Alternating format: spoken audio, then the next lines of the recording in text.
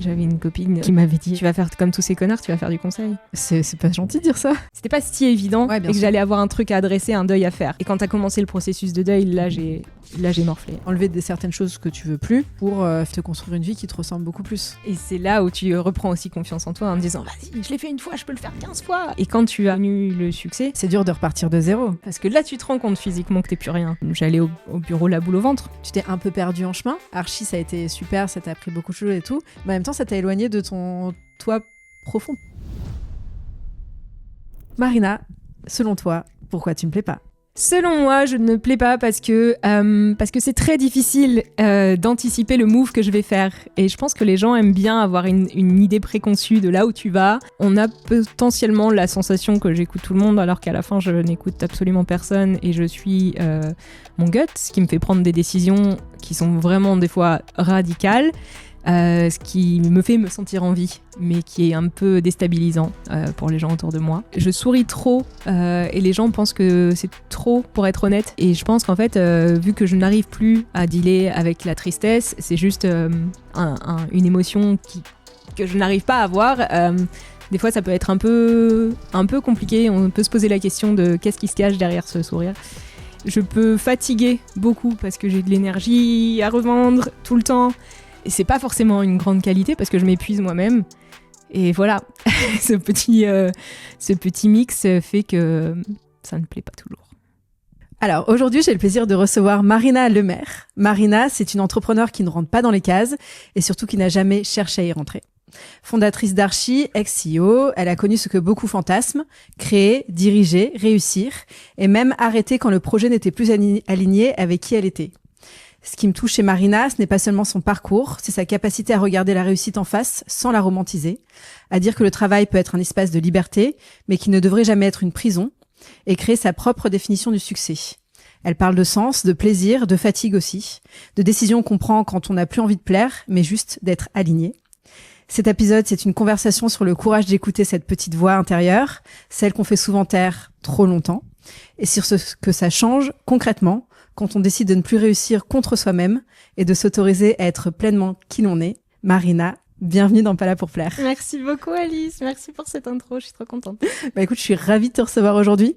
On s'est rencontrés, je pense, à des moments de nos vies qui étaient un peu similaires, où on était un peu perdus lors d'une retraite autour de l'entrepreneuriat. Et c'est vrai que ça a très vite matché entre nous. Crush.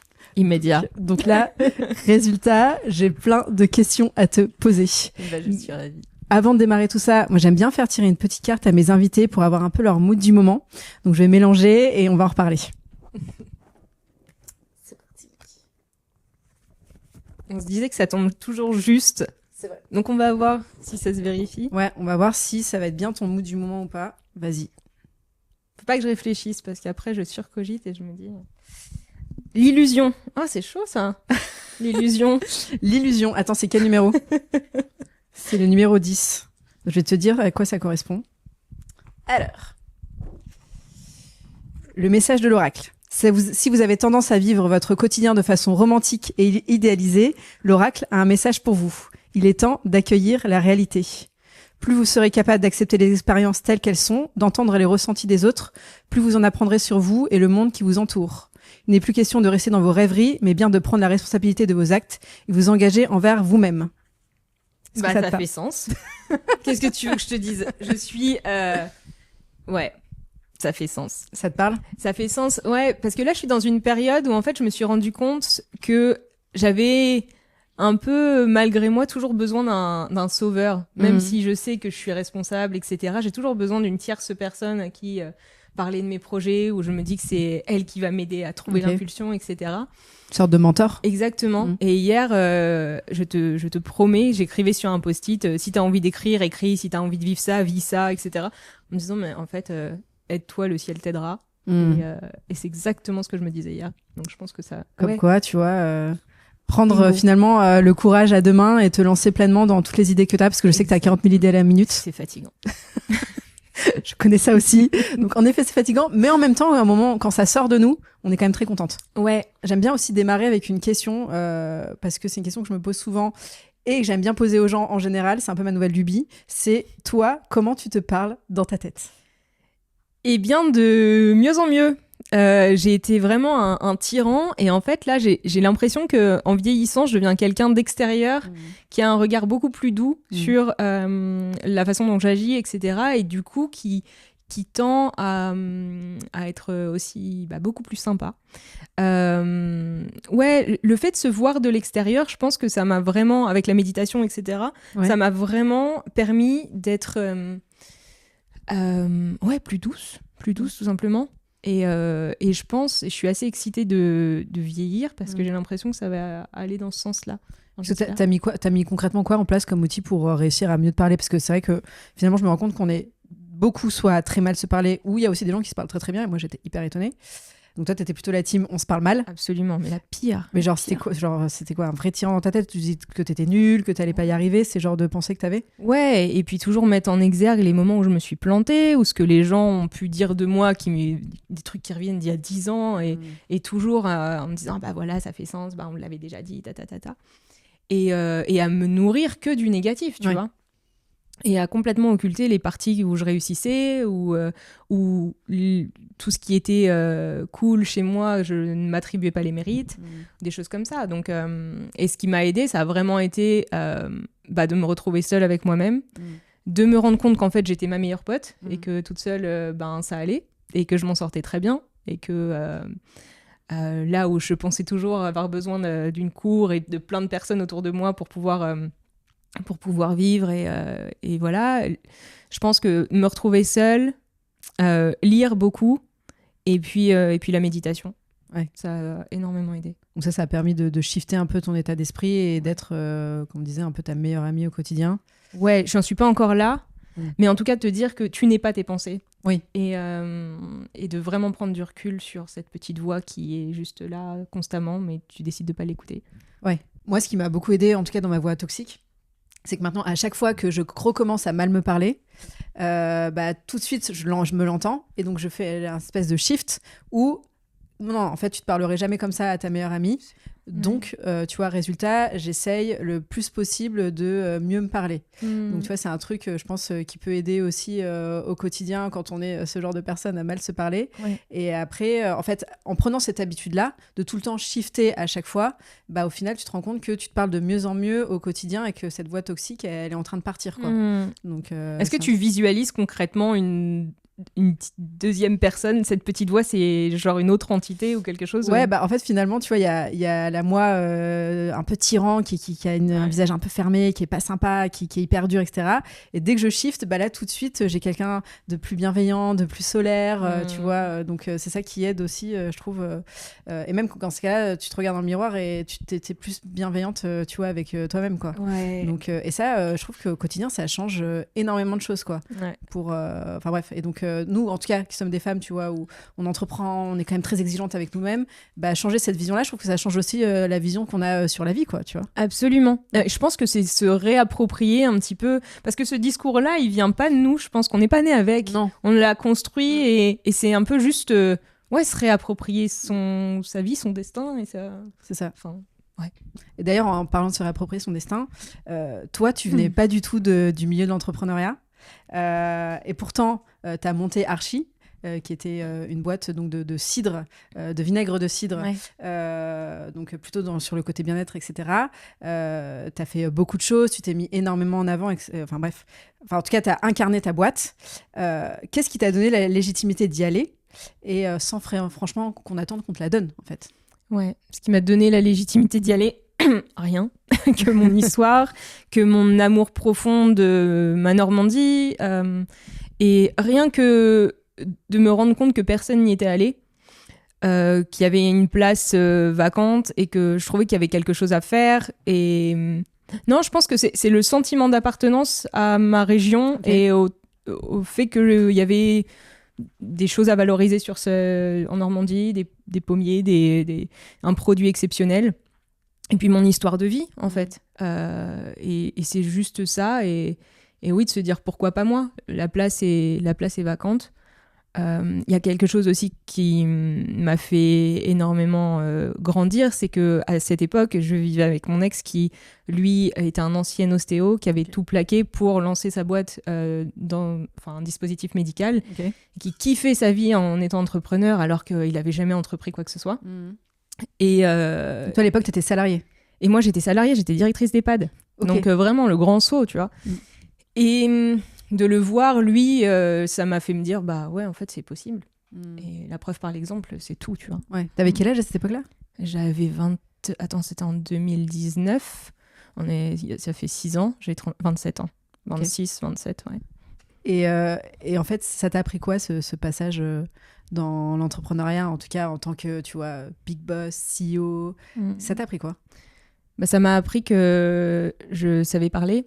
Ça m'a appris que quand tu parles avec tes tripes, il n'y a plus de limite, il n'y a plus d'ego en jeu. Je me suis retrouvée j'ai reçu un prix d'entrepreneur influente. Je me suis retrouvée à Monaco avec des grosses restas à parler de mon vinaigre et tout. Et je me suis dit, mais j'ai 0 réseau. J'ai bâti une boîte qui fait des millions. Genre, quand t'oses, en fait, t'as même pas idée de là où tu peux aller. Si on m'avait dit ça 2 ans auparavant, j'aurais dit, mais il n'y a pas un monde où ça se passe. Et en fait, dès que tu t'autorises, il n'y a plus de limite. Il n'y a plus de limite du tout, c'est ouf. Ouais. Et donc, c'est un moment de ta vie que tu as énormément kiffé, où il y avait aussi plus peut-être des choses qu'on voyait pas forcément sur les réseaux sociaux et qui, toi, à l'intérieur, peut-être pouvaient te chambouler ou te tirailler. Ouais. Bah non, l'entrepreneuriat, je pense qu'il n'y a rien que tu peux kiffer à 100%. Je me suis vraiment éclatée sur la deuxième partie de la boîte quand j'ai commencé à vraiment communiquer, c'est ce que je sais faire de mieux, où je me suis rendu compte que c'est ce que je savais faire de mieux, parler, je te dis, avec mes tripes, du produit, etc., et des valeurs que je défendais. Mais toute la première partie qui a été de monter la chaîne logistique, trouver les producteurs, bon ça c'était sympa, mais négocier avec les prestataires, etc., tout monter de A à Z, même si après il y avait une équipe, etc., les mains dans le cambouis, c'était pas... Et moi je suis pas quelqu'un d'organisé du tout. Donc ça m'a valu des nuits d'insomnie, de me rendre compte de gérer une production, c'est l'enfer. Et chaque petite partie du produit à commander, payer les gens, mais ne pas avoir reçu l'argent qu'on te doit parce que tu as vendu, mais que les gens attendent. Enfin, moi, je payais tout immédiatement. Et en fait, quand tu commences à vendre des produits, tu n'es pas payé immédiatement par ceux qui te les achètent. Ouais, bien sûr. Et du coup, ça a fait des gros problèmes dès le départ. Enfin, bon, bref, on apprend. Mais ça a été toute la partie qu'on ne voit pas de production. Moi, ça m'a... Ouais. Que tu as finalement pu déléguer ensuite c'est le premier truc pendant que la boîte en plus toi tu as levé quand même de l'argent, t'as vraiment vécu, on va dire, toute la vie de la start-up, de l'entrepreneuriat. Tu t'es découvert aussi au fur et à mesure, tu t'es rendu compte de là où t'es bonne, peut-être d'autres choses que tu apprécies moins faire, comme tu dis, la chaîne logistique, etc. Tu t'es découverte communicante. Oui, et je me suis découverte aussi sur cette partie où je me suis dit mais jamais moi je vais aller lever des fonds. Et en fait, tous les fonds qu'on a levés, c'était moi. C'était moi qui ai rencontré les gens, qui ai pitché, où à chaque fois, on me disait « Ah, ça sent l'école de commerce ». Et j'ai dit « Non, pas du tout. » Alors, on voit que vous êtes bien entraînés. What ? Enfin, tu vois, et c'est qu'en fait, tout ce qui était d'humain à humain, c'était là où ça fonctionnait le mieux. Mais dès qu'il s'agissait de remplir des tableurs Excel et de suivre des prods, faut pas compter sur moi. Et pourquoi tu pensais que tu n'étais pas légitime à aller lever des fonds ? Parce que déjà, c'est pas mon monde. Parce que toi, c'est quoi ton monde ? Moi, mon monde est très terre-à-terre, très, tu sais, mes 2 parents fonctionnaires, je viens de la campagne. La start-up, pour moi, c'était un truc de la télé, tu vois. c'est très terrien. Lever des fonds, c'est... Enfin, moi, 1 euro est 1 euro, tu dépenses pas ce que t'as pas. Lever des fonds pour aller chercher de la croissance et puis pas être rentable ou des trucs comme ça, pour moi, c'est pas forcément des trucs qui sont logiques. Donc, et tout l'envers, enfin tout l'à côté, je sais pas, c'était juste des choses qui n'étaient pas du tout familières avec moi. Et je pense que ouais, il y a une partie de la boîte aussi qui reposait sur des valeurs qui étaient vraiment des valeurs de très terriennes. Encore ce mot me vient, qui m'est jamais venu auparavant, mais je pense que très, très concret, je sais pas comment dire, et tout ce qui est un peu de l'ordre de la croissance. Je sais pas, c'est quelque chose qui était un peu vaporeux pour moi. Déjà, t'es rien parce que c'était ta région, parce que c'était des produits de ta région, donc tu mettais en avant des producteurs locaux, etc. Donc toi, c'était des valeurs qui étaient hyper importantes pour toi. Absolument. Donc j'imagine qu'après, quand t'es rentré plus dans le monde de la start-up, de la rentabilité, on s'éloigne de l'humain, en fait, finalement. Où on se rapproche du financier, on s'éloigne de l'humain, et moi, il y a que ça que je sais faire. Où c'est juste des rapports... pas intéressé, je dirais. Il y a toujours un peu d'intérêt, mais moins orienté finance. Ouais, je comprends. Et d'ailleurs, donc tu écris que la stabilité professionnelle, ça peut être une prison. À quel moment, toi, tu as compris que ça en était devenu une pour toi et quand est-ce que tu as compris qu'il fallait que tu partes de cette expérience d'archi? Où je me suis rendu compte que j'étais plus maître à bord, où je me suis un peu laissée dépasser par les événements, où le fait de communiquer, etc., me mettait aussi à l'extérieur de ma boîte et du côté très concret du suivi de tout ce que je n'aime pas faire, mais que du coup, je comprenais, l'équipe et moi, c'était des choses différentes, et j'avais l'impression qu'il se tramait en parallèle une vie qui était, l'histoire de la boîte qui n'était pas la mienne, et qu'on vivait deux réalités différentes, et puis surtout que j'allais au bureau la boule au ventre. Et qu'avec mon associé, on ne s'entendait plus depuis un bout de temps. Et que, j'avais la boule au ventre systématiquement de faire des choses qui n'étaient pas... qui n'étaient plus alignées avec qui tu étais. Et puis tout m'échappait. Et puis, non, à un moment, tu sens juste que c'est plus ta place. Même si c'est ton bébé et tout, c'est allé trop loin, trop vite. Ouais, donc tu te reconnaissais plus dedans. Non. Je me sentais dépossédée. Et donc là, tu décides de partir à contre-cœur, parce que c'est quand même ton bébé.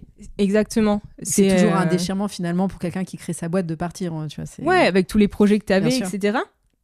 Je pense qu'il y avait beaucoup de choses encore que je rêvais de faire dans cette boîte. Mais à un moment, c'est au prix de ta santé aussi. Je raconte souvent cette anecdote. Le truc qui m'a fait ouvrir les yeux un jour, c'est que j'emmène mon chien chez le véto. J'ai grandi avec mon chien. Cette boîte a grandi avec mon chien. Et ma chienne commençait à développer des problèmes dans la bouche. Elle avait des petits boutons, machin truc. Et en fait, la véto l'ausculte et me regarde. Elle me dit, comment ça va, vous?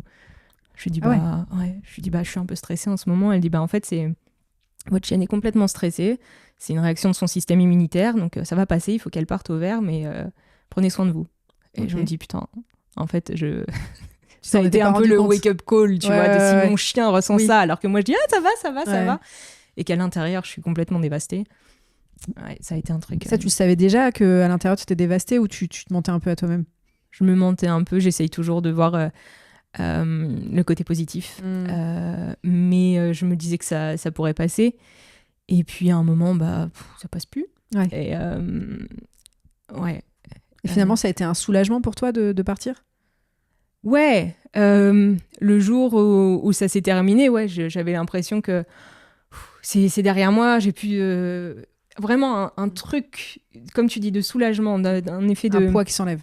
Exactement. Et puis après, en partant au bout du monde, ce poids qui est parti de moi, je me suis rendu compte que c'était pas si évident et que j'allais avoir un truc à adresser, un deuil à faire.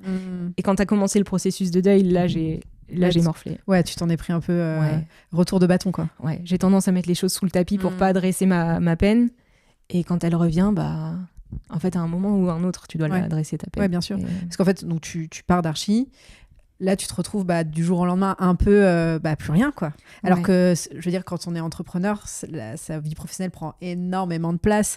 Surtout si c'est sur le devant de la scène. C'était mon nom sur Instagram, même Marina d'Archi, tu vois. C'était Marina d'Archi. Moi, je me souviens très bien. Je te connaissais pas et je connaissais Archi et je connaissais Marina d'Archi, tu vois. Donc, c'était quand même...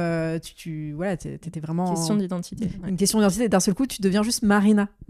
Et donc, j'imagine que là, ça a dû te faire un petit choc. Tu vois, il y a eu 3-4 mois, donc de septembre à décembre, où j'ai fait du conseil. Tout de suite, on est venu me chercher en me disant « Ah t'es dispo pour me... » Et en fait, ça s'est fait assez naturellement. Et j'étais en mode, j'ai jamais aussi bien gagné ma vie que quand je faisais du conseil. Je me disais, putain, mais c'est ça ma vie maintenant, c'est trop bien, je suis indépendant, je gagne trop bien ma vie. Là. Parce que Dieu sait que quand t'es entrepreneur, c'est le dernier à te payer, etc. Donc voilà. Et donc pendant 4 mois, j'étais un peu en mode, trop bien, trop bien. Et il y avait cette petite voix derrière en me disant, mais en fait, il il va falloir que je reprenne aussi ma vie sur les réseaux sociaux, à parler, mais je parle de quoi? Ouais, c'est ça. Je suis qui? Et donc ça, je le mettais un peu à être dans l'ombre des autres, c'est bien parce que du coup, tu ne penses pas à toi. Ouais. Et donc, j'ai fait ça pendant 4 mois avant de me dire, faudrait que je parte un peu pour me reposer. Ouais. Et puis voilà, quoi. Et là, t'es partie en Asie, c'est ça? Et là, je suis partie... j'ai fait un séjour de jeûne déjà chez Clairière et Canopée qui m'a... C'était une période de 5 jours où je me suis dit, il y a peut-être un truc à voir, il y a peut-être un... Je sens qu'il y a un truc à adresser, tu vois. Ensuite, je suis partie 1 semaine ou 4 jours, un truc comme ça à Barcelone, parce que je voulais prendre le soleil avant Noël et tout. Et je me suis dit, il y a un truc, hein. Enfin, faut que je parte. Faut que je parte. mais pas en étant triste, tu vois. En mode, mais tu sentais que ça te tiraillait. Voilà, il y a un truc. Et puis début janvier, je me dis, bon, je vais partir 3 semaines, allez, je sais pas où, à gauche, à droite, allez hop, je pars en Asie. Avec mon billet de retour parce que j'avais un truc à faire pour chez Mercedes, une conférence à donner et tout, donc j'étais sûre de revenir.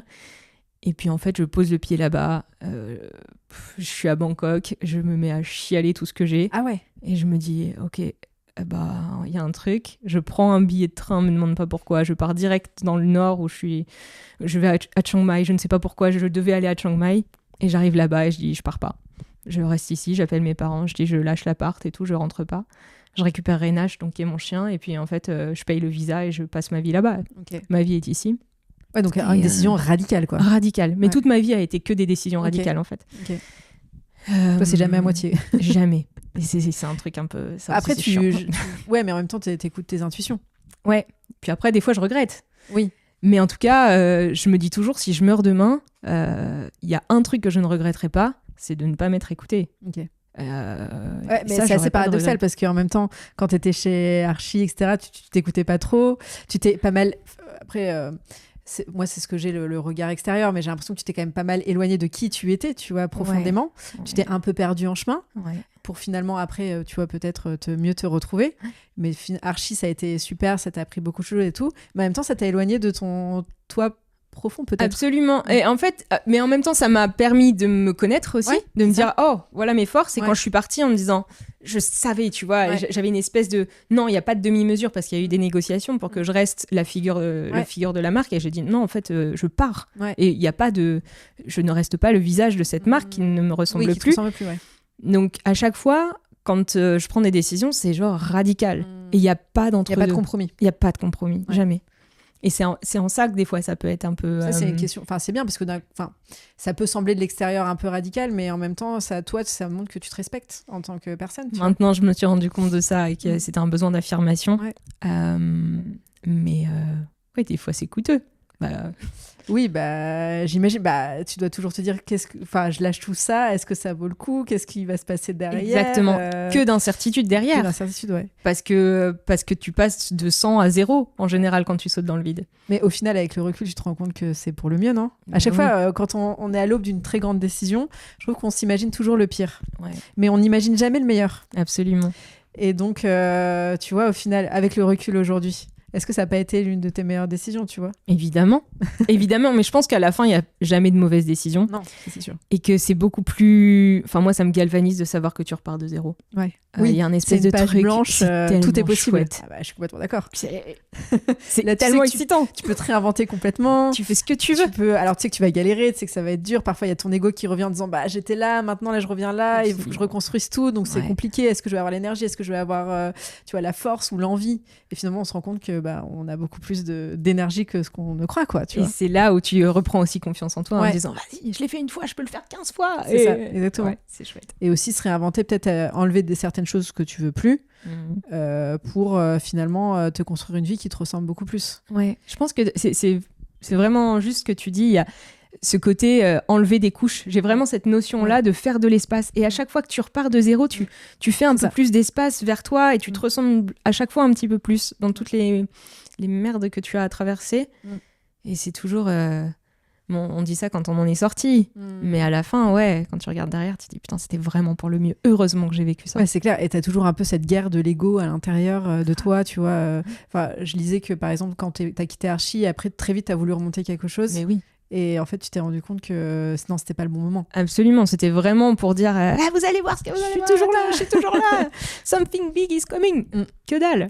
Non, pas du tout. Le truc big, c'était d'adresser mes problèmes, en fait. Et oui, il y a toujours eu ça, de se dire... en fait, tu penses que le truc évident, c'est de refaire ce que tu as fait en mieux, alors qu'en fait, il y a une autre voie qui t'attend. Ouais, c'est ça.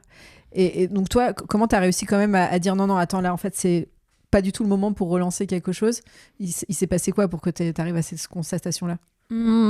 Déjà, le fait que le conseil, c'était facile, ça continuait de venir et tout, et puis ça me permettait de vivre la vie douce et libre, de travailler où je voulais. D'être libre spatialement, et puis d'avoir rencontré mon mec aussi au bout du monde, de me refaire venir en Angleterre, d'avoir une vie à bâtir avec lui en Angleterre. Ouais, donc ça fait quand même beaucoup de changements. Je t'ai fait un manche-prix M, je te jure. J'adore. Donc ouais, ça fait beaucoup de changements. C'est vrai que tu l'as rencontré à quel moment dans cette histoire? Au mois de février, je suis partie en janvier, fin février. Je pars à Chiang Mai parce qu'il y avait un truc qui m'appelait là-bas. Et je devais repartir, juste faire un visa run au Vietnam, et puis... et donc 3 jours avant de sortir du pays, je le rencontre dans un café, et puis ce qui est drôle, et j'aime bien croire ces trucs, parce que tout le monde se disait mais pourquoi tu vas à Chiang Mai, genre pourquoi, et j'ai un texto d'une copine qui me dit j'ai hâte de voir ce qui t'attendait là-bas, et donc je me dis toujours si ça se trouve c'était lui qui m'attendait là-bas, et juste au moment où moi je devais partir du pays. Et ensuite, il m'a rejoint au Vietnam, et puis on a commencé à voyager pendant 3 mois ensemble. Et puis après c'était... on s'est séparés pendant 1 mois. Un mois quand on était en Indonésie.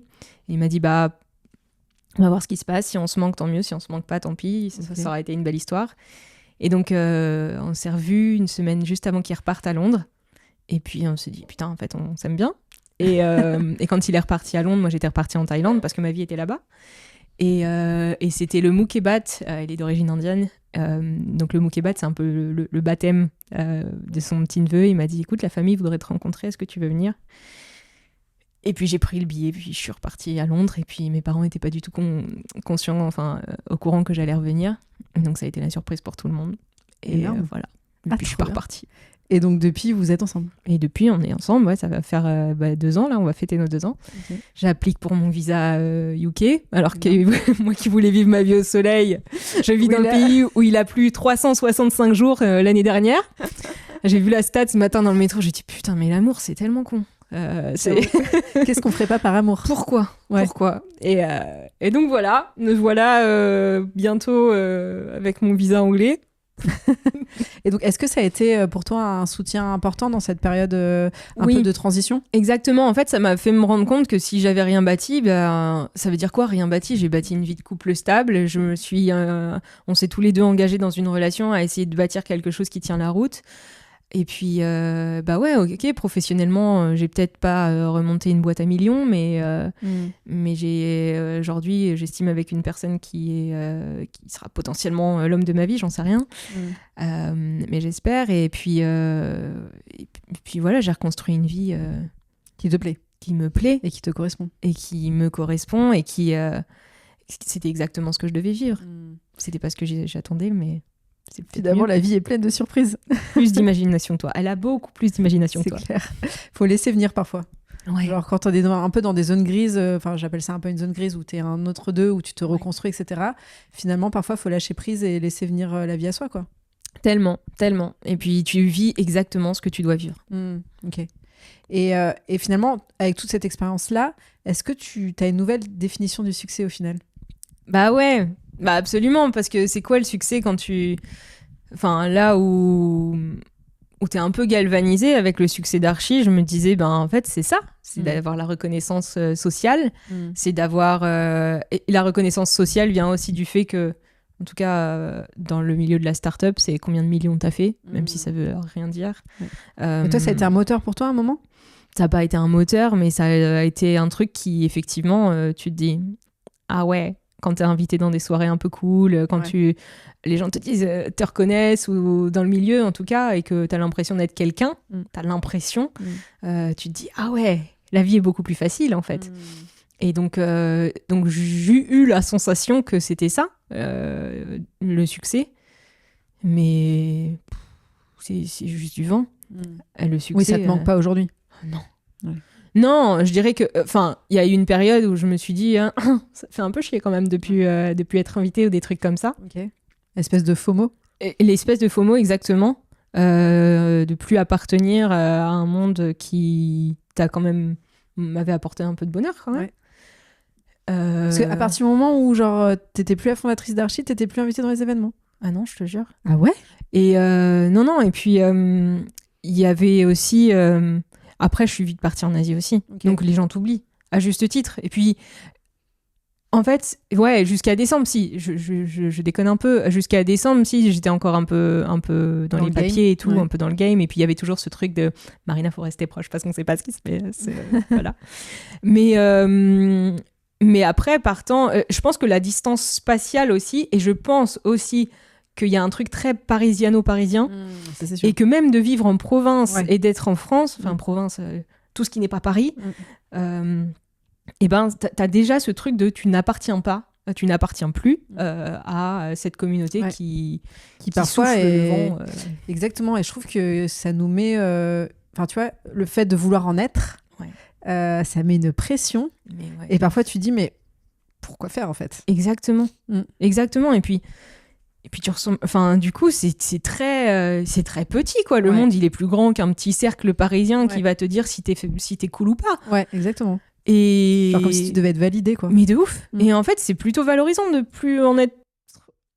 Parce que du coup, t'appartiens à un monde qui est beaucoup plus grand. Ouais, c'est vrai. Et je me suis rendu compte de ça. Et puis, en fait... le succès, c'est aujourd'hui de pouvoir être heureux n'importe où t'es, indépendamment de... Est-ce que t'as un grand appart à Paris et ta boîte génère X cash et t'es invité dans les petites soirées entre soi, enfin voilà. Et donc, est-ce que tu penses qu'aujourd'hui, t'as finalement moins besoin du regard des autres, de la reconnaissance des autres ? C'est toujours quelque chose, pas pour les mêmes raisons, je dirais. C'est toujours quelque chose que je recherche parce que pour moi, d'avoir de la reconnaissance, c'est que t'apportes quelque chose qui fait du bien. Et j'avais la sensation de faire ça avec Archie. D'apporter une solution, d'apporter un peu de légèreté aussi dans ce domaine du wellness, sans injonction, jamais. J'ai jamais dit aux gens d'acheter mon produit. J'ai jamais fait de la vente un peu... Enfin, j'avais en tout cas la sensation d'être pas plutôt des ventes une bonne pote. Pas vraiment. Mais en fait, si, j'aimerais bien toujours chercher cette reconnaissance parce que comme la finalité de... T'as apporté quelque chose qui compte. Donc ça, dans ce sens-là, si, je la cherche toujours. Tu la cherches toujours ? Ouais. Parce qu'aujourd'hui, concrètement, donc tu fais du conseil. Ouais. Est-ce que c'est quoi la prochaine étape ? C'est qu'en fait, 2026, je me suis dit, quand j'ai dressé le bilan de cette année, famille exceptionnelle, amour, c'est super. La santé, so far, tout va bien. Et je me suis dit, en fait, pro, c'est super. J'ai gagné ma vie. J'ai rencontré des boîtes super, des CEO super, parce que je fais du conseil de dirigeants et de boîtes. Ok, ça va. Parce que paradoxalement aussi, j'ai vendu les parts de ma boîte, donc j'ai eu de l'argent, mais j'ai jamais eu aussi peur de perdre. Okay. Et donc, j'ai jamais eu un aussi... Enfin, je burne pas, je crame pas l'argent, mais j'ai une peur de perdre, ce qui m'a du coup poussé à travailler beaucoup aussi pour les autres et ne plus investir dans moi. Okay. Et à l'arrivée à la fin de cette année, je me suis dit, ok, la conclusion, elle est... Ouais, ok, ma vie pro, j'ai sécurisé. Ouais. Est-ce que ça me rend heureuse ? Pas vraiment, j'ai besoin, ça me nourrit pas. Et ce que j'aime, c'est créer. Ce que j'aimais dans Archie, c'était créer et défendre ce que j'avais créé pour faire du bien. Et c'est cette partie qui me manquait de, ok, sers-toi de ce que tu sais faire, mise en avant communication pour défendre ce qui te tient à cœur. Et je me suis dit, 2026, moins de conseils, on fait moins rentrer qu'on en sort et on se met un peu plus en danger. Là, tu mises sur toi, quoi. Là, je mise sur moi. Okay. Ouais. Et finalement, pourquoi c'est si compliqué de miser sur soi ? Pourquoi t'as attendu, tu vois, tout ce temps-là, entre guillemets ? Même si déjà, c'est pas un énorme temps, mais on parle de 2 ans, tu vois. 2 ans, si. À l'échelle, si. À l'échelle, là où oui, t'as envie de dire, je veux prendre 2 mois. Non, déjà, c'est... mais c'est parfois, de se dire, il faut un peu de temps pour maturer un projet aussi. Exactement. Et tu dis, miser sur soi, c'est aussi de se rendre compte, c'est qui le soi d'aujourd'hui ? Qu'est-ce que je défends ? Qu'est-ce qui me tient vraiment à cœur ? C'est quoi le truc qui me met en colère pour lequel j'ai envie d'apporter une solution ?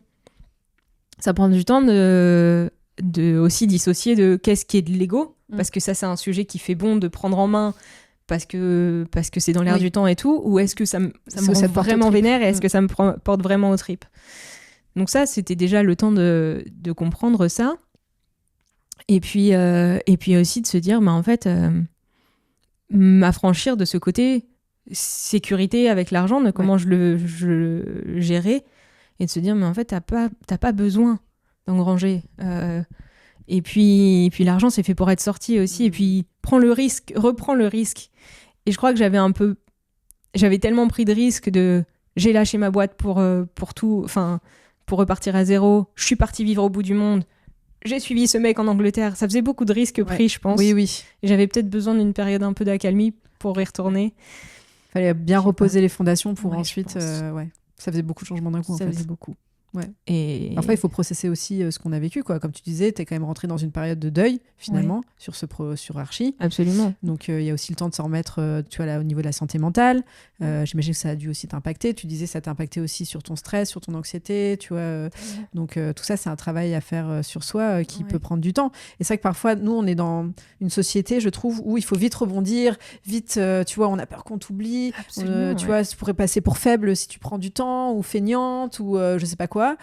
Et finalement, en fait, non, parfois, c'est du temps hyper utile, même de ne rien faire. Je sais pas si à un moment, tu t'es dit, OK, là, je prends du temps pour moi, je fais plus rien. Est-ce que tu t'es accordé ce moment-là où t'en as pas eu besoin, peut-être mais tu vois, je trouve qu'on a beaucoup de mal aussi à se dire, stop, en fait, là. C'est le truc le plus précieux, pourtant, t'as raison. Ouais.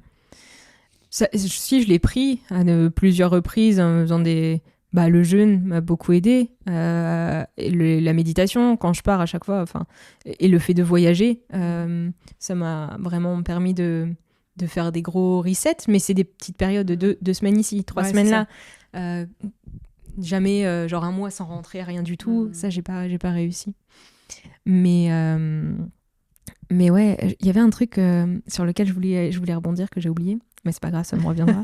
Mais ah oui, il y a ce truc aussi qui fait très peur, c'est quand tu dois repartir et que tu as eu du succès. C'est ultra dur. Par exemple, quand j'ai commencé à republier sur LinkedIn et que LinkedIn, ça fonctionnait plutôt bien pour moi, et que tu te retrouves avec t'as pas du tout les mêmes chiffres.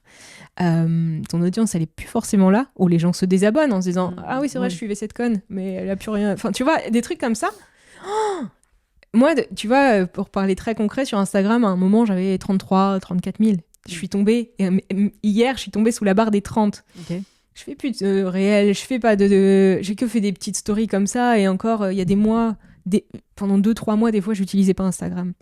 Donc, ok, il y a l'algorithme, ok, il y a l'inconsistance, mais c'est aussi, il faut se rendre compte que ta version de toi hier n'intéresse plus forcément les gens qui te suivaient, donc il faut aussi rebâtir une audience. Oui, c'est ça, ou peut-être ça n'intéresse peut-être plus cette communauté-là, mais peut-être que tu vas reconstruire quelque chose, tu vois, de différent. Mais il faut aller la chercher. Ouais. Et quand tu as connu le succès, c'est dur de repartir de zéro. Dans l'ego. Parce que là, tu te rends compte physiquement que t'es plus rien. Enfin, plus rien. Enfin, c'est pas t'es plus rien, mais plus rien de cette vie. Après... Exactement. C'est sûr que c'est pas facile de repartir de zéro. Et je pense qu'il faut du courage, tu vois, pour se relancer derrière. Et je trouve aussi, il y a une chose qui est très très dure quand tu recommences de zéro, c'est quand tu te retrouves à des événements en famille ou avec des amis ou professionnels. Et là, on dit, hey, toi, tu fais quoi en ce moment? Moi, je me suis quand même interdit à un moment d'aller à des événements pro à cause de cette question-là, parce que je n'avais pas la réponse. I feel you. Ouais. Tu vois, c'est un truc. Et c'est dingue qu'aujourd'hui, en fait, on se rend compte qu'on se définit que par la valeur travail. Oui. Donc, c'est un truc de fou. Et quand t'es en cette zone grise, franchement, c'est flippant. Et ça devrait pas, en fait. Ouais. Mais tu te rends compte, c'est que, putain, on souffre encore de ce que les autres. Mais les autres, ils ont aucun... bref, ça m'énerve parce que ça m'énerve que ça t'ait fait souffrir aussi, parce qu'on est tellement sur à se prendre la tête sur ce truc de la définition sociale. Tout le monde s'en fout, mais on sait ils sont au fond... un peu dans le jugement, tu vois. Exactement. Ouais. Genre, et que... Ouais. Ok, elle fait rien. Ouais, elle fait rien.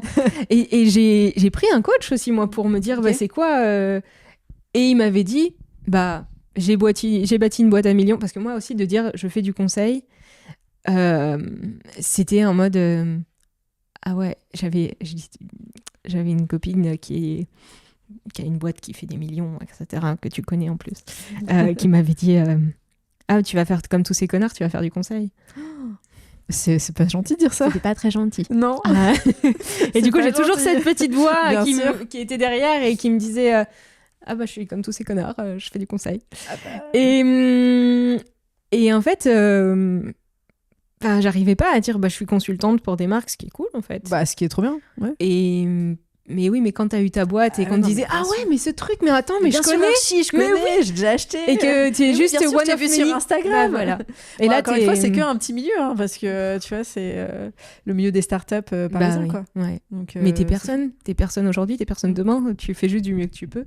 Et donc ouais, même ce narratif d'en fait, je fais quelque chose, je gagne ma vie, bah, j'ai dû le travailler pour me l'approprier. Et puis même, il y a toujours ce truc de tant que t'es pas fier, c'est que t'es peut-être pas sur ton chemin tout à fait. Je sais pas. Et aujourd'hui, t'es fière de ce que tu fais ? Bah ouais, je commence. Mais même si, c'est encore plus difficile à définir. Bah, je suis en train de rebâtir un truc parce que j'ai envie de défendre des convictions qui sont les miennes. Enfin, tu vois, les gens ont pas le temps, en fait. Oui, bah, encore une fois, j'ai exactement le même problème que toi. Quand on me demande qu'est-ce que tu fais, oui, bon, bah, en fait, j'ai un podcast, une newsletter, un truc. Quoi ? Oui. Ok, tu te cherches. Ouais, c'est ça, exactement. T'as du temps à perdre. Exactement. Elle fait ses petits trucs, elle s'éclate. Oui, elle fait ses petites activités créatives, là, c'est bien. Alors que je suis auteur, je suis hôte d'un podcast. Voilà, toujours, ça. Ouais, ça c'est dépend ça, en fait, comment tu l'affirmes, le narratif. Changer le narratif, mais je trouve que, je sais pas si c'est en tant que femme ou pas, mais on a beaucoup de mal à se vendre. Bah, évidemment. Et à créer ce narratif-là, finalement, qui se travaille, tu vois, c'est un travail. Et tu vois, quand je trouve que tu n'assumes pas encore complètement ce que tu fais, tu as du mal à créer ce narratif-là. Ouais. Je pense que ce serait peut-être intéressant qu'on se définisse sur pourquoi on le fait. Ouais. Et après, exactement. Et du coup, j'ai tous ces outils pour aider à défendre mon message.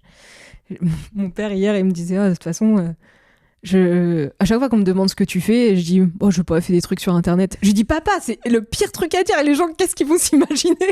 Je lui dis, tu dis pas ça. Je lui ai dit ça. Je vends mes pieds. Il me dit, ah bon, et les gens pensent à ça. J'ai dit, franchement, dis que des trucs sur Internet. Non, mais... Mon père si candide. Oui, non, papa, vrai. je fais pas des trucs. Ce qui est vrai, en somme, quand tu fais de la création de contenu, est-ce que je m'oriente à faire davantage mais bon, c'est drôle. Parce que c'est pas facile, je trouve, d'assumer, de dire ouais, je fais de la création de contenu, parce qu'aujourd'hui, dès que tu dis ça... t'es youtubeur, ouais, c'est t'es ça, blogueuse. Ce qui en soi est très bien pour ceux qui le font, tu vois. Mais c'est vrai que c'est tellement plus large que ça. Et en plus, c'est un vrai travail derrière, ça se monétise, il y a un business model, il y a, tu vois, c'est... Et c'est vrai que quand on a été entrepreneur, qu'on a créé des boîtes et tout, de se dire, bon, maintenant, je fais de la création de contenu, c'est dur à assumer, je trouve, derrière. C'est un truc que tu arrives à assumer aujourd'hui ? Bah non, pas du tout. Non, pas du tout. Il faut que je retire l'ego de ça. Et je pense que, tu sais, ça dit tout... Qu'est-ce que ça dit des autres ? Qu'est-ce que ça dit de nous ? C'est que je pense, sincèrement, au fond, qui ne rêverait pas de créer et de faire des trucs, de défendre son message et de vivre de ça. Et d'emmener des gens avec soi. Enfin, il n'y a rien de plus beau, en fait. Si, évidemment, il y a médecin et sauver des vies. Oui, mais à notre manière, tu peux te dire qu'on contribue peut-être à faire bouger des lignes, tu vois. Ouais. Et ça, je trouve ça chouette. Et dans ce même registre, tu vois, mon mec est médecin en soins palliatifs. Okay. Et donc, j'ai aussi eu ce truc de putain, mais potentiellement, je gagne plus ma vie en faisant ça que lui en sauvant des vies. Et il y a eu ce truc aussi de pour qui tu te prends, quoi. C'est quoi ? Est-ce que c'est ce monde dans lequel tu as envie de contribuer ? Donc, ça, tu vois, toujours cette petite voix qui essaie de te saboter. Alors que c'est deux choses qui peuvent vivre en parallèle, mais ça n'en reste pas moins injuste. Mais bref, c'est un autre débat. Ouais, la création de contenu, je sais pas pourquoi, faut s'affranchir de ce truc de c'est pas noble, alors que c'est tellement cool, les opportunités que ça nous offre. Mais je pense qu'en effet, ça a fait rêver beaucoup de monde. Quand t'oses toi te lancer, enfin, tu vois, il y a un peu un jugement, mais finalement, je pense qu'en effet, ça fait rêver des gens, quoi. Bah, je pense, ouais. Et il faut se l'admettre. Et toi, tu le fais parce qu'aussi, t'as un combat. Toi, c'est quoi qui te met en colère aujourd'hui ? Bah, ce qui me met en colère, c'est ce que j'ai vécu. En fait, finalement, c'est d'avoir... si je fais un petit step back, c'est d'imaginer que la richesse, c'est ça. C'est qu'en fait et que c'est aussi ce truc du monde du wellness, toutes ces injonctions qu'on te dit il faut faire ça pour aller bien, où j'ai essayé de répondre à tout ça et qui en fait te détruisent et c'est d'aller chercher le bonheur là où il est, dans des trucs beaucoup plus simples et terre à terre. Comme quoi par exemple pour toi ? Pour moi, tu sais, dans ce podcast que j'ai créé du coup qui s'appelle Pour tout l'or du monde, c'est juste te satisfaire de ce que t'as et de se dire en fait là on est bien, que t'as pas forcément besoin de plus de possession matérielle, de plus de statut, de fame, d'être visible pour te sentir exister. Et c'est trouver la joie dans des trucs qui sont pas mainstream, enfin, pardon pour ce franglais, mais c'est revenir à des trucs très simples. J'ai l'impression que dans ce monde, dans cette course folle au toujours plus, c'est justement avoir cette capacité à virer et de se dire putain mais en fait t'as tout. Quand tu ralentis, quand tu prends ce luxe que j'ai pu me prendre de se dire je vais respirer, je vais me retrouver et oh waouh, je vais adresser tel problème, que tu dis mais en fait j'ai pas besoin de ce monde-là, j'ai pas besoin de consommer ça, j'ai pas besoin de tout ça. Et moi mon combat aujourd'hui c'est de se dire c'est pas de l'anti-wellness, mais c'est de se dire le vrai wellness c'est pas d'en rajouter, c'est d'en enlever dans ce monde-là et d'aller à la rencontre de gens qui n'ont pas besoin de grand chose pour être les plus heureux du monde ou les plus joyeux en tout cas, parce que être heureux c'est un truc c'est comme une chimère que t'atteins jamais, mais être joyeux tu peux l'être tous les jours. Donc c'est être la voix d'une autre voix. C'est un peu pédant, mais j'aime bien juste mettre le halo sur des gens qui ont le bonheur sincère, la joie sincère en tout cas. Oui, qui, finalement, quand je regardais les profils des personnes que tu as interviewées et leurs histoires, c'est un peu se dire, sortir de ce besoin de reconnaissance aussi, cette définition du succès qu'on a dans notre société, tu vois, pour revenir à des valeurs, comme tu disais, plus terre à terre. Et donc, finalement, je pense que c'est un combat qu'on a beaucoup, tous, de se dire... être tiraillé entre ce côté, la reconnaissance, la fame, le succès, l'argent et tout, et finalement les bonheurs simples de la vie. Et je trouve que c'est quelque chose peut-être qu'au fur et à mesure du temps, avec l'expérience aussi, on s'en rend compte, tu vois. Ouais. C'est sûr que quand on est jeune, c'est... Voilà. Et je pense que c'est un peu dans les choses un peu dures de la vie que tu te rends compte de ce qui a vraiment de la valeur, tu vois. Bien sûr qu'il y a des gens qui sont toujours drivés par le succès, l'argent, etc. Et c'est très bien, il en faut. Mais... en effet, revenir sur ces valeurs plus terre à terre. Et d'ailleurs, je trouve que dans les réseaux sociaux, on le voit aussi parce que les gens veulent plus de spontanéité, veulent plus de vie quotidienne, plus... voilà, je pense qu'il y a aussi un retour en général vers ces valeurs-là, quoi. Ouais. D'être plus dans le concret. Je pense qu'on est arrivé à saturation de l'extrême optimisation de tout, de l'extrême acquisition de tout. Et je pense que la voie juste...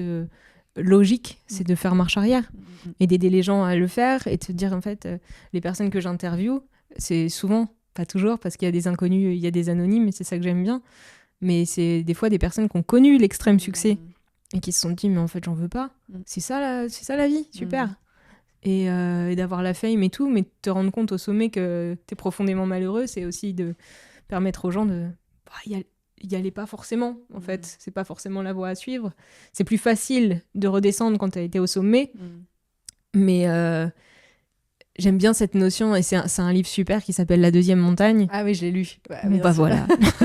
Bah oui, La deuxième montagne. Bah vas-y, pitch-le pour les gens, pour leur donner envie. Je sais pas si je vais bien le pitcher, mais en gros, c'est quand t'as cette première montagne, qui est cette chimère un peu du succès, la fame, ce qu'on imagine quand on parle de succès. Et puis, tu as la deuxième, qui est une vie remplie de sens, qui est qu'est-ce que tu donnes aux gens, pourquoi t'es fait, quel message tu portes, c'est quoi le combat que t'as. Et la deuxième montagne, qui est ce succès-là, c'est beaucoup plus porté vers le sens.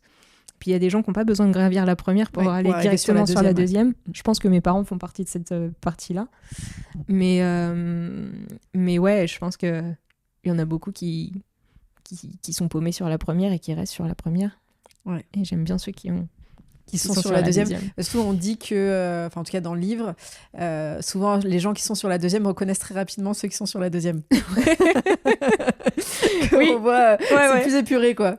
Il y a moins d'ego, il y a plus cette envie de transmettre aussi, d'être plus proche des gens, d'être dans des relations sincères, qui finalement... Et tu vois tout de suite les gens aussi qui sont sur la première montagne encore. Oui, tu dis oh merde, les pauvres. Ouais. Après, dans le livre, souvent ils disent qu'il faut un déclic, quelque chose un peu pas de grave, mais c'est quand même un événement qui arrive dans sa vie pour un peu tomber de cette montagne, toucher le fond, pour ensuite regravir la deuxième montagne. C'est pas forcément obligé, mais c'est vrai que finalement c'est un peu les coups durs de la vie qui te recentrent. Oui, ouais, bah il Il y a toujours un cadeau dans les... C'est un code de triche, en fait, les coups durs. Hein. Ouais. Ça te fait gagner du temps. C'est terrible. Tu t'en rends compte après. Mais c'est vrai que t'en chies énormément sur le moment. C'est pas... Tu touches bien le fond. Mais en effet, avec le recul, ça je le dis pour les gens qui sont en train de vivre des moments difficiles, c'est qu'avec finalement, après, vraiment, ça apporte beaucoup de positif. Hein. Mais ça peut être très dur, ça peut durer longtemps. Hein, voilà. Mais il faut savoir que ça reste pas toujours comme ça, quoi. Les moments difficiles. C'est tellement dur, c'est que... Et je suis convaincue que même... Et c'est horrible à dire, mais la perte d'un être cher aussi peut arriver avec son lot d'explications sur la vie, sur toi-même, avec son lot de réponses. Ouais. Et donc, dans les pires peines, il y a toujours quelque chose à en tirer qui te fait grandir et qui te fait accéder à une version un peu plus juste de toi. Plus proche de qui tu es vraiment, en fait. Ouais, c'est toujours cette histoire de couche, en fait. L'oignon se défait petit à petit. Et voilà, quoi. Donc, c'est ça qui est intéressant. Est-ce que... si on parle de rêve aujourd'hui, qu'est-ce qui te reste encore à accomplir, tu penses, au niveau pro ou perso? Est-ce que tu as des rêves encore? Le rêve, ce serait effectivement d'oser davantage, de ne faire que de la création, de vivre de la création et de la communication. Je suis quelqu'un de créatif, c'est un truc que j'aurais jamais dit quand j'étais directrice d'EHPAD, tu vois, mais je me révèle être quelqu'un. Comme quoi. Parfois, on se met dans des cases. Je sais pas si c'est parce que quand tu étais plus jeune, on t'a jamais dit que tu étais créative, tu étais plutôt sportive, tu étais plutôt, je sais pas. T'as une case. Voilà, tu te mets dans cette case et en fait, finalement, tu te rends compte que tu es peut-être la créative de la famille. Exactement. Exactement. Je suis pas la disciplinée carrée de la famille, ça c'est clair. Donc, il faut bien que j'appartienne à quelque chose d'autre. Et ça fait plus sens. Et puis, quand je regarde les potes autour de moi et les gens avec qui ça match, c'est pas les gens les plus carrés, tu vois. Donc, au bout d'un moment, il n'y a pas... Donc oui, c'est de réussir à me dire... cette phrase merveilleuse, me lever le matin en me disant putain, je suis payée pour faire ça. C'est ça mon but, professionnel en tout cas, manquer de rien, et puis avoir une vie assez simple, et puis m'en contenter, être très heureuse comme ça, et puis au niveau de la famille, l'amour tout le temps, que tout le monde aille bien, et que voilà. Ouais. C'est déjà un très beau projet, j'ai envie de dire. Et dans 10 ans, tu te projettes comment? C'est aller comment ta vie dans 10 ans? Je sais pas où je suis demain, Alice. Alors... Toi, tu vis au jour le jour, ce qui est très bien. Hein, tu sais, je serais étonnée de rien. Parce qu'il y a 2 ans, on m'aurait dit tu seras en train de vivre avec un Anglais. J'aurais dit, what? En Angleterre? Là où il pleut.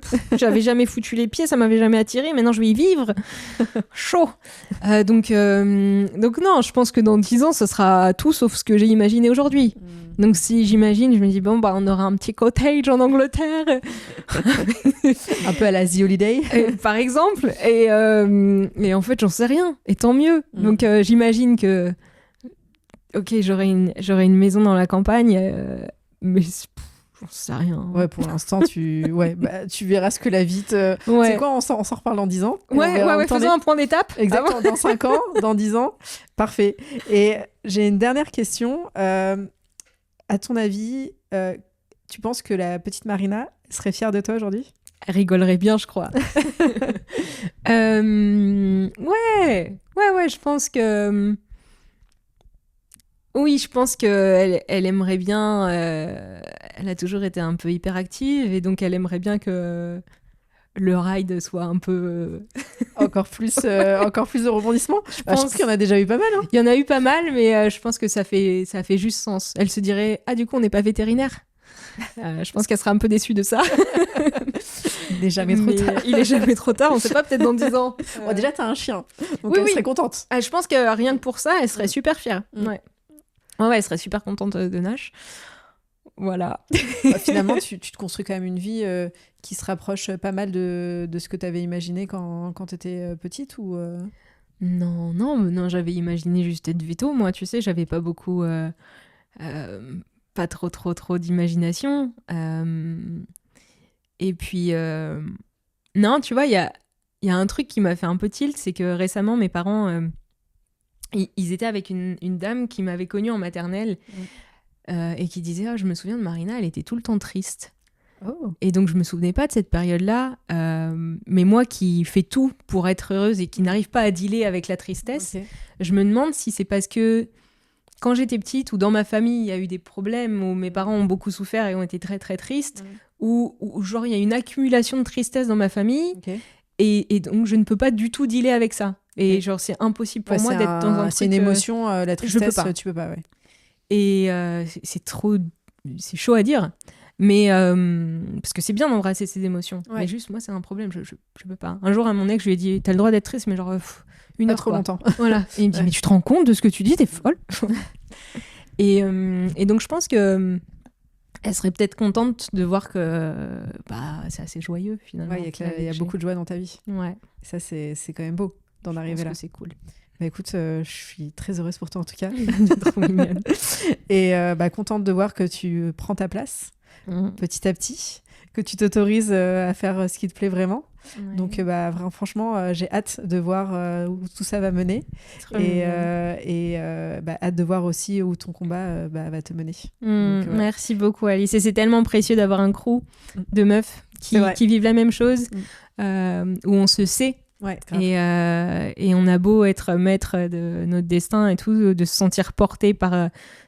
et je découvre dans cette nouvelle phase de vie, où je me sens mieux que jamais, que les femmes sont les plus grandes alliées, où on a passé notre vie à nous mettre en compétition. Et c'est qu'en fait, moi, où j'avais toujours l'impression que mon sauveur serait un homme ou quoi, non. Ah ouais. Et quand tu te rends compte de ça, je pense que c'est aussi un gros shift dans ta vie en tant que femme. Ah bah c'est sûr que moi j'ai jamais vu autant de sororité depuis 2 ans quoi. Donc, et là si tu te rends compte que la force des femmes qu'on a ensemble, comment on peut se tirer vers le haut et se pousser, et quand on est là les unes pour les autres, c'est hyper puissant quoi. Ouais. Il y a une petite partie de moi qui me dit que les hommes le savaient et qu'ils ont tout fait pour pas qu'on se rende compte. Clairement. Attends, à ton avis, pourquoi on brûlait les sorcières? Putain, bah voilà. Les coven, les coven, c'était des groupes de femmes. Hein. C'est pour ça, on nous a toujours séparés. Mais tu vois, là, on se rend compte de la force de la sororité. Et c'est vrai que moi, dans les moments difficiles, c'est là où je me suis rendu compte que nos sœurs, en général, tu vois, pas que le lien filial, c'est hyper important, quoi. Donc voilà, je pense qu'être là les unes pour les autres, c'est tout, quoi. Il faut vraiment qu'on reprenne notre place là-dessus, quoi. De dingue. Du coup, merci à toi pour ce que tu fais. Bah écoute, merci à toi aussi. Et je suis ravie, en tout cas, d'avoir fait ta connaissance. Ah, moi aussi. Et ravie de t'avoir reçu aujourd'hui sur ce podcast. Merci Alice, merci beaucoup. Bah à bientôt. À bientôt.